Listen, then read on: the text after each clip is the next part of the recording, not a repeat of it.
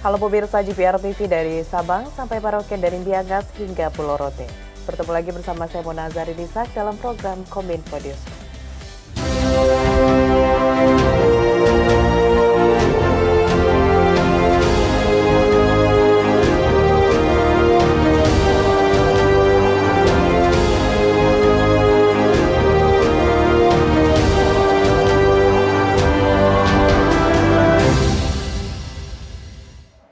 Pemirsa, kita ke informasi pertama. Kementerian Kominfo bekerja sama dengan Otoritas Jasa Keuangan melakukan sosialisasi kepada penjulu informasi publik di Kota Kupang, Nusa Tenggara Timur, terkait dengan peningkatan kewaspadaan terjerumus pinjaman online ilegal. OJK memperkenalkan bentuk pinjaman online legal yang telah diawasi langsung oleh OJK.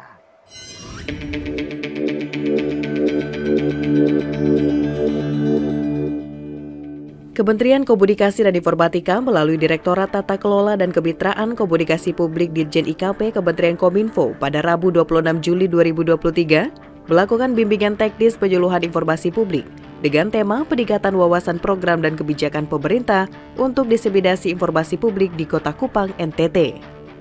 Dalam kegiatan tersebut, Kementerian Kominfo bekerja sama dengan Otoritas Jasa Keuangan untuk memberikan wawasan kepada penyuluh informasi publik yang ada di NTT untuk mewaspadai modus dan penyebab dari pinjaman online yang meresahkan yang marak terjadi di masyarakat.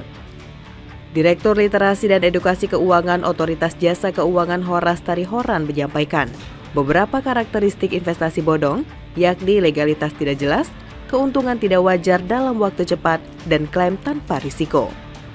Untuk membantu membiayai kebutuhan rumah tangga dan usaha masyarakat dan terhindar dari pinjol ilegal, OJK turut menghadirkan pinjaman online legal yang diawasi langsung oleh OJK. Hal lain yang harus menjadi perhatian masyarakat, yakni pinjaman online legal hanya memiliki total bunga pinjaman maksimal 0,4% per hari dan hanya meminta akses kamera, mikrofon, dan lokasi. Berbeda dengan pinjaman online ilegal yang meminta akses ke seluruh data yang ada di ponsel. Nah, tapi kalau yang pinjol yang ilegal dari OJK ini jelas di sini. Total bunga pinjaman maksimal 0,4% per hari, tidak boleh lebih. Kemudian maksimum pengembalian termasuk denda, maksimum hutang pokok dan denda kita itu adalah 100% dari pinjaman pokok sampai dengan 2 tahun. Ya. Jadi kalau tadi dia pinjamannya hanya 2 juta, nunggak itu dengan tunggakan bunga dan sebagainya, itu hanya boleh maksimal 4 juta. Nggak kayak pinjol ilegal tadi sampai ratusan juta atau puluhan juta. Nah, itu makanya kita sarankan Bapak Ibu jangan gunakan yang ilegal, pakailah yang legal karena tadi semuanya jelas gitu ya. Nah, kemudian pemberian pinjaman juga diseleksi, itu harus. Kemudian informasi biaya, dendanya berapa, itu cuma transparan, suku bunganya transparan semuanya, gitu ya. Nggak ada cerita dipotong tiba-tiba minta disetujui 3 juta, cuma dapat 1,8, yang 1,2 mana, nggak jelas, gitu kan. Kalau di sini jelas. Sementara itu, penyebab dari investasi bodong tersebut yakni rendahnya tingkat literasi keuangan masyarakat. Masyarakat mudah tergiur bunga tinggi, promosi yang sangat mudah dan murah melalui media sosial. Masyarakat juga diminta untuk mengenali modus dari investasi bodong, diantaranya pemalsuan izin usaha yang mengatasnamakan OJK, skema Ponzi dengan modus membantu sesama, belanja online, dan penjualan saham. Dan apabila masyarakat telah terjerat pinjol ilegal, maka hal yang harus dilakukan yakni segera melunasi pinjaman tersebut dan apabila tidak sanggup melunasi, maka ajukan keringanan seperti pengurangan bunga dan perpanjangan waktu. Langkah lain yakni melaporkan ke Satgas Waspada Investasi dan Kepolisian untuk ditindaklanjuti. Masyarakat harus memastikan legalitas entitas yang menawarkan produk investasi keuangan tersebut terdaftar dan berizin dari OJK dengan menghubungi kontak OJK di 157 atau melalui nomor WhatsApp 081157 157 157. Menteri Perindustrian Agus Kartasasmita pada Rakornas SDMI tahun 2023 yang digelar di Surabaya menegaskan sektor industri tanah air harus terus melakukan transformasi untuk bisa beradaptasi dengan perubahan dinamika global.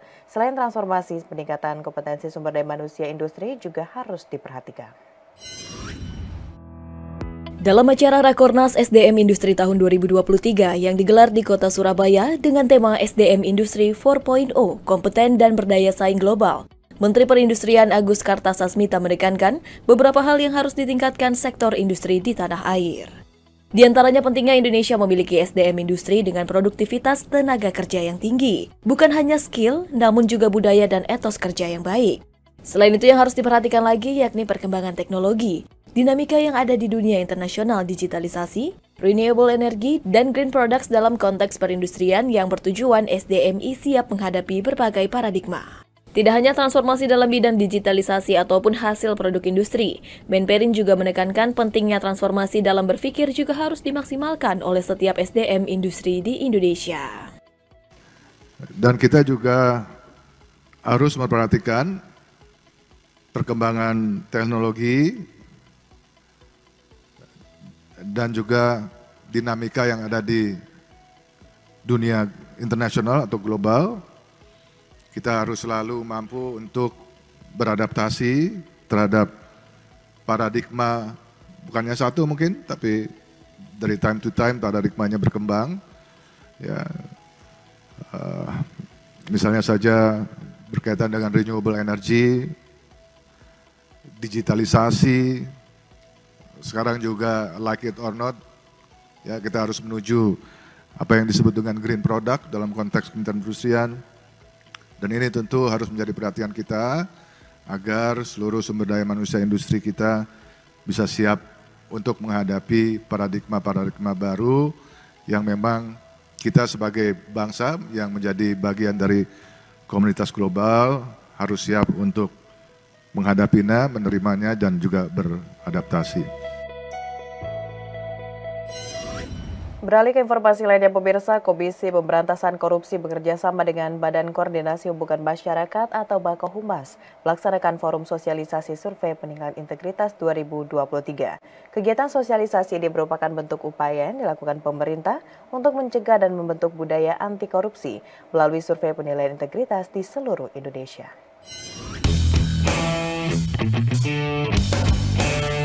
Sebagai salah satu indikasi keberhasilan dalam mencegah dan memberantas kasus korupsi di Indonesia, Komisi Pemberantasan Korupsi bekerja sama dengan Badan Koordinasi Hubungan Masyarakat atau Bakohumas melaksanakan forum sosialisasi survei penilaian integritas 2023 dengan tema Mengawal SPI Demi Negeri. Sekretaris Direktorat Jenderal IKP Kementerian Kominfo Subiati mengatakan bahwa pentingnya peran Bakohumas dalam mendiseminasikan segala bentuk informasi kepada seluruh humas kementerian lembaga, termasuk tentang pencegahan dan pembentukan budaya anti korupsi di setiap instansi publik pemerintahan melalui survei penilaian integritas. Bahwa SPI ini kita pakai untuk melihat kemungkinan perubahan yang perlu kita lakukan.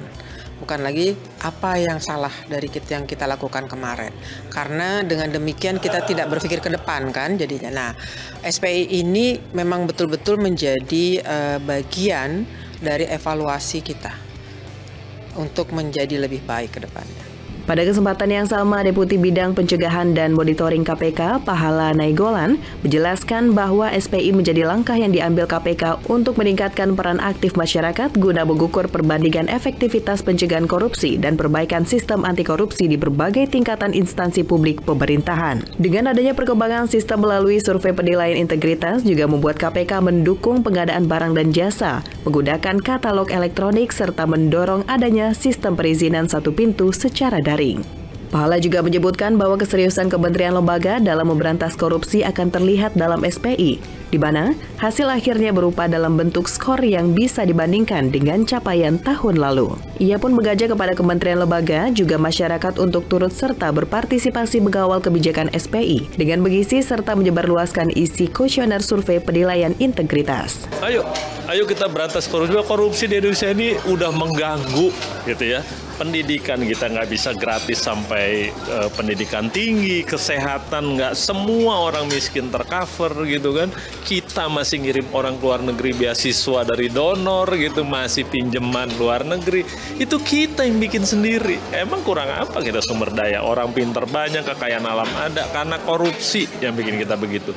Nah sekarang jangan berhenti ngomel. Teman-teman mahasiswa misalnya, ayo dong coba analisa, ya viralkan gitu, ternyata saya bikin SIM masih ribut, ini ayo biar mereka tergugah bahwa orang Indonesia juga waras loh gitu kan. Saya bayar pajak buat pelayanan publik, ternyata saya diperas, di situ saya nggak terima.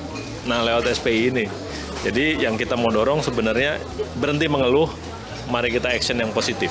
Senada dengan hal tersebut, Khairidi selaku peserta sekaligus sebagai Pranata Humas LBP TVRI mengungkapkan bahwa dirinya mengaku senang karena turut serta dilibatkan dalam pemberantasan kasus korupsi melalui survei penilaian integritas. Di mana menurutnya SPI merupakan hal yang seharusnya dilakukan pemerintah karena mampu memperkuat sinergitas KPK dengan masyarakat untuk memberantas korupsi di Indonesia. Sebetulnya kalau surveinya sendiri, kalau ditanya dampaknya, mungkin nggak dampak langsung ya. Cuman pengertiannya gini, pada saat saya melihat butir-butir ini, saya jadi sadar bahwa senang aja ada pihak yang ikut mengawasi dan mencari tahu apa yang kita kerjakan selama ini. Gitu. Jadi ini memperkuat apa yang selama ini sudah saya yakini secara pribadi. Pada tahun ini, Komisi Pemberantasan Korupsi kembali mengadakan survei penilaian integritas 2023 untuk mengukur risiko korupsi di instansi publik pemerintah yang menyasar kepada 3 komponen. Wakil Ketua KPK Nurul Gufron mengungkapkan 3 komponen ini nantinya akan dinilai dari mengisi kuesioner SPI secara online, tatap muka, dan perhitungan indeks.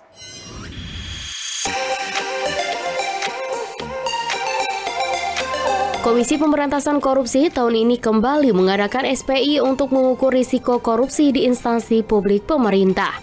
Dalam forum tematik Baku Humas Sosialisasi Survei Penilaian Integritas 2023, Wakil Ketua KPK Nurul Gufron menjelaskan bahwa survei ini menyasar kepada 3 komponen yang menilai. Pertama, pihak internal yakni pegawai instansi publik. Kedua, dari pihak eksternal meliputi masyarakat, penerima dan pengguna layanan publik dan pelaku usaha. Serta komponen ketiga yakni pemangku kepentingan lain seperti auditor BPK, BPKP, inspektorat, lembaga swadaya masyarakat, dan media massa.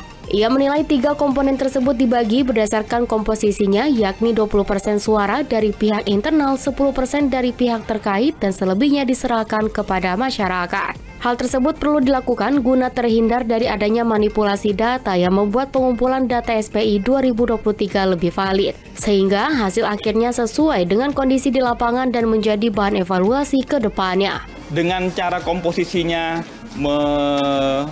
memperbesar kepada publik, kan publiknya tidak kita buka siapa ya. Nah, jadi misalnya ada 1 juta, kita kan ambil misalnya 300.000 orang. Dengan cara kami perbesar komposisinya ke publik untuk